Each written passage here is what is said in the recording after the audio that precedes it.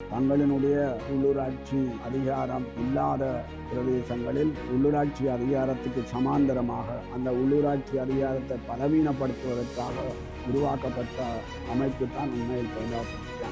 இது தமிழ் பகுதிகளில் உள்ளூராட்சி அமைப்புகளை பலவீனப்படுத்துவதற்காக உருவாக்கப்பட்டது என்றுதான் கூறவன். கிராமங்களில் அவர்கள் அந்த பிரஜாசக்தி குழுக்களை உருவாக்குகிறார்கள். அதனுடைய தலைவரை தெரிவு செய்வதெல்லாம் தேசிய மக்கள் சக்தி தங்களோடு நம்பிக்கையானவர்களைத்தான் தலைவர்களாக தெரிவு செய்கிறார்கள் தவிர மக்கள் தெரிவு செய்த தலைவராக அந்த தலைவர் இருக்கவில்லை. வணக்கம். மற்றொரு செய்தியினூடாக இணைந்திருக்கின்றோம். NVP என்கின்ற JVP-யால் கொண்டுவரப்பட்ட பிரஜாசக்தி எனும் திட்டம் தமிழ் அரசியலை வேரிலே அழிக்கக்கூடிய ஆபத்தானது என அரசியல் ஆய்வாளரும் சட்டத்தரணியும் சமூக விஞ்ஞான ஆய்வு மைய இயக்குநருமான யோதிலிங்கம் தெரிவித்துள்ளார். தேசிய மக்கள் சக்தியின் ஆட்சியாளர்கள் அடிமட்ட மக்கள் மத்தியில் பணியாற்றுவதற்காக பிரஜாசக்தி என்கின்ற அமைப்பை உருவாக்கியுள்ளது. அந்த அமைப்பினூடாக வறுமை ஒழிப்பு திட்டத்தை தாம் மேற்கொள்வதாக அவர்கள் கூறி வருகின்றார்கள். தங்களினுடைய உள்ளூராட்சி அதிகாரங்கள் இல்லாத இடங்களில் அதனை பலவீனப்படுத்துவதற்காக அந்த அதிகாரத்துக்கு சமாந்தரமாக உருவாக்கப்பட்ட அமைப்பு தான் இந்த பிரஜாசக்தி அமைப்பு என குறிப்பிட்டுள்ளார்.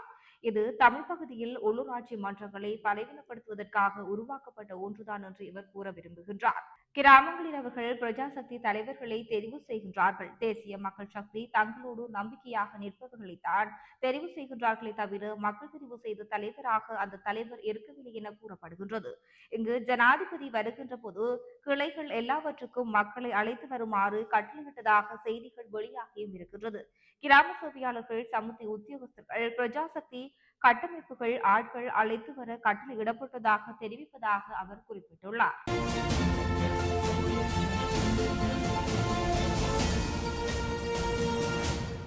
தங்களினுடைய உள்ளூராட்சி அதிகாரம் இல்லாத பிரதேசங்களில் உள்ளூராட்சி அதிகாரத்துக்கு சமாந்தரமாக அந்த உள்ளூராட்சி அதிகாரத்தை பலவீனப்படுத்துவதற்காக உருவாக்கப்பட்ட அமைப்பு தான் உண்மையில் பிரஜாசக்தி அமைப்பு.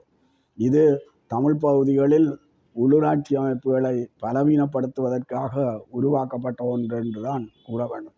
கிராமங்களில் அவர்கள் அந்த பிரஜாசக்தி குழுக்களை உருவாக்குகின்றார்கள். அதனுடைய தலைவரை தெரிவு செய்வதெல்லாம் தேசிய மக்கள் சக்தி தங்களோடு நம்பிக்கையானவர்களைத்தான் தலைவர்களாக தெரிவு செய்கிறார்களே தவிர மக்கள் தெரிவு செய்த தலைவராக அந்த தலைவர் இருக்க இல்லை.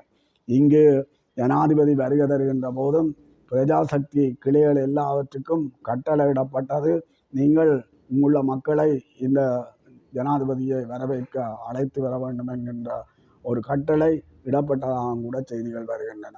கிராம சேவையாளர் ஒவ்வொரு கிராம சேவையாளர்களுக்கும் வேறு தனியாக கட்டளையிடப்பட்டது, உங்கு செய்யப்படுகின்ற சமுத்தி உதவி பெறுகின்ற அவ்வளோ பேரையும் நீங்கள் அங்கே கூட்டி கொண்டு வர வேண்டும். அதே வேளையில் பிரஜாசக்தி குழுக்களுக்கு கட்டளையிடப்பட்டது, நீங்கள் பிரஜாசக்தியோடு செயற்படுகின்ற அனைவரையும் அங்கே கூட்டி கொண்டு வர வேண்டும். கிட்டத்தட்ட தங்களினுடைய பணிகளை தங்களினுடைய கட்சியை தமிழ் பிரதேசங்களில் நிலைநிறுத்துவதற்காகத்தான் இந்த பிரஜாசக்தி குழு செயற்படுகிறதான்னு சொல்லிவிடலாம்.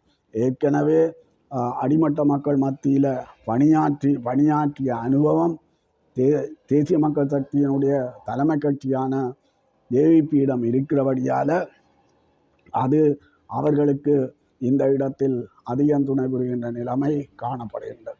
தமிழ் தேசிய சக்திகள் இதனுடைய அபாயத்தை சரியாக விளங்கி கொள்ள வேண்டும்.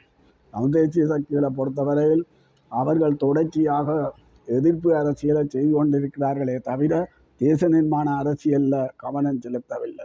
இங்கே ஒரு மக்கள் கூட்டம் உதவிகளையும் நிவாரணங்களையும் எதிர்பார்க்கின்ற அல்லது தேவைப்படுகின்ற மக்கள் கூட்டம் என்ற ஒரு மக்கள் கூட்டம் இருக்கிறது. அவை அந்த மக்கள் கூட்டத்தினுடைய நலன்களை பேண வேண்டிய பொறுப்பு தேசிய கட்சிகளுக்கு இருக்குது, தேசிய சக்திகளுக்கு இருக்குது. தேசிய சக்திகள் அதில் கவனம் செலுத்தாதனால தேசிய மக்கள் சக்தி அரசாங்கம் அதில் அந்த வெற்றிடத்தை நிரப்புகின்ற ஒரு நிலைமை காணப்படுகிறதை நாங்கள் பார்க்கலாம். ஆகவே இது ஒரு அபாயகரமான விடயம். ஏனென்றால் அடிமட்டத்தில் தமிழ் தேசிய அரசியலை பலவீனப்படுத்துகின்ற உண்மையில் கிராமங்களில் அடிமட்டமாக இருக்கின்ற அந்த அடிமட்ட மக்களை பலவீனப்படுத்துகின்ற அடிமட்டங்களை பலவீனப்படுத்துகின்ற ஒரு செயற்பாட்டை இதற்கூடாக தேசிய மக்கள் சக்தி அரசாங்கம் முன்னெடுக்க முனைகிறது. இது தமிழ் தேசிய அரசியலை வேரிலேயே அழுகச் செய்கின்ற ஒரு நிலைமை. அவை இந்த விடயம் தொடர்பாக தமிழ் தேசிய சக்திகள் வலுவான கவனத்தை செலுத்த வேண்டிய தேவை இருக்கிறது என்றே நான் நினைக்கிறேன். நீங்கள் வெறுமனவே எதிர்ப்பு அரசியலில் மட்டும் கவனம் செலுத்தாமல் தேச நிர்மாண அரசியலையும் கவனம் செலுத்துகின்ற போது இந்த விடயங்களை வெற்றி காணக்கூடியதான சூழ்நிலை உருவாகும்.